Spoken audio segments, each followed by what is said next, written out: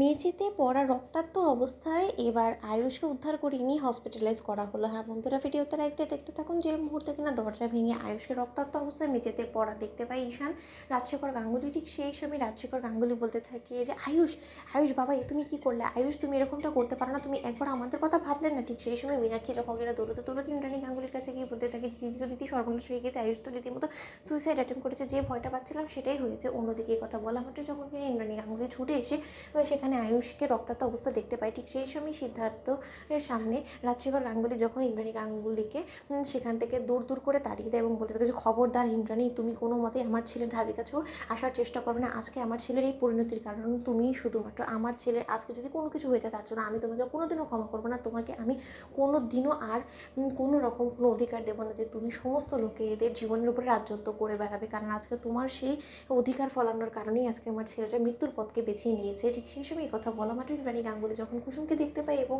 কুসুমকে দেখা মাত্র ইন্দ্রাণী গাঙ্গুলি বলতে থাকে যে বাবা, আমার ছেলেটাকে মৃত্যুশয্যায় পৌঁছে দিয়ে ম্যাডাম আপনি এখানে এসেছেন, ভালোই হয়েছে, আপনি দেখে যান, শ্মশানেও আপনি যাবেন, ঠিক আছে তো? ঠিক সেই সময় এই কথা বলা মাত্র যখন কিন্তু সিদ্ধার্থ বলতে থাকে যে বৌদি দোহাই লাগে তোমার, এই মুহূর্তে এই সমস্ত কথাবার্তা বলে আর সমস্ত লোকেদের মন ভেঙে দিও না, আমাদেরকে যত শীঘ্র সম্ভব আয়ুষকে হসপিটালাইজ করতে হবে, নয়তো ছেলেটাকে বাঁচানো যাবে না। অন্যদিকে আয়ুষকে হসপিটালে অ্যাম্বুলেন্সে করে নিয়ে যাওয়াকালীন যখন কিনা কুসুম বলতে থাকে যে নিশান সাহেব আমিও যাবো ছোটো সাহেবের সঙ্গে, ঠিক সেই সময় ইন্দ্রাণী গাঙ্গুলি বলতে থাকে যে খবরদার কুসুম সরকার, কোনো মতে এত বার বেড়ে যেও না তুমি, তোমার দানা দুটো যত শীঘ্র সময় আমাকে ছেটে দিতে হবে, নয়তো তুমি বড্ড বেশি বার বেড়ে গিয়েছো, তুমি কোনো মতে হসপিটালে যাবে না, সেখানে ধারে কাছে আমি তোমাকে দেখতে চাই না। ঠিক সেই সময় কুসুম যখন কিনা সমস্ত বারণ অমান্য করে হসপিটালে ছুটে যায় আয়ুষের কারণে, এবং সেখানে ডক্টররা যখন কিনা আয়ুষের কন্ডিশন দেখে বলতে থাকে যে ও মাই গড, পেশেন্টের অনেক বেশি কন্ডিশন ক্রিটিক্যাল, কারণ অনেকটাই রক্তক্ষরণ হয়ে গিয়েছে, ইমিডিয়েটলি পেশেন্টের হাতে যদি আমরা স্টিচ না করি তাহলে হয়তো বা পেশেন্টকে বাঁচানো যাবে না।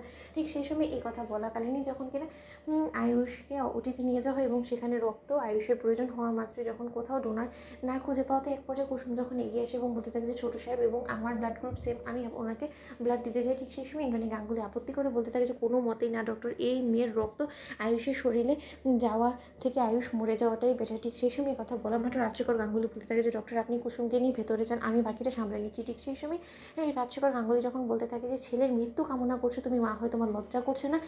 এই ছেলেটা যে কিনা আমাদের সামনে জলজান্ত তরতাজা একটা প্রাণ ছিল, সেই ছেলেটা আজকে মৃত্যুর পথযাত্রী হয়ে গেছে, সমস্ত কিছুর দায়িত্ব সম্পূর্ণরূপে তোমার নিতে হবে, তাই না ইন্দ্রাণী গাঙ্গুলি? তুমি কি মনে করছো এত সহজে তোমাকে আমি ছেড়ে দেবো? আমার ছেলেটা শুধু একবার সুস্থ সবলভাবে ফিরে আসুক, তার পরবর্তীতে আমি নিজে স্বয়ং দাঁড়িয়ে থেকে কুসুম এবং আয়ুষের 4 হাত ত্যাগ করবো, এই কথা আমি তোমাকে বলে রাখলাম। ঠিক সেই সময় ইন্দ্রাণী গাঙ্গুলি বলতে থাকে কিন্তু তার আগেই যে করে হোক না কেন কুসুম সরকারকে আমি এখান থেকে সরিয়ে দেবো, যাতে করে কিনা ও আমার ছেলে ধারের কাছেও না আসতে পারে, এবং গাঙ্গুলি বাড়িতে তো কোনো দিনও না। তো বন্ধুরা লাইক এবং শেয়ার করে সাবস্ক্রাইব করতে ভুলো না।